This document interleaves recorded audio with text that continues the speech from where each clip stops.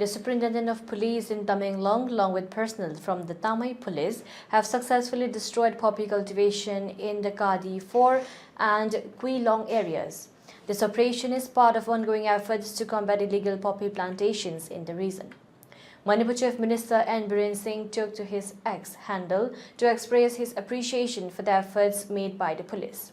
He stated, "Appreciate your efforts in eradicating the illegal plantations of poppy and drug businesses from our Manipur state. We will not rest until these poppy plantations and the drug menace are completely eradicated from Manipur." The government has been actively working towards eliminating drug-related issues in the state, focusing on destroying illegal plantations and curbing the drug trade.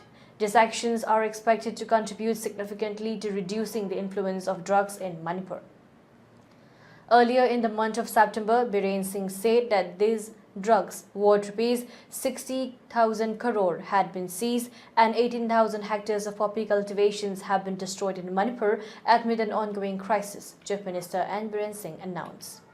The operation was part of the state's ongoing efforts to combat drug trafficking and illegal poppy cultivation.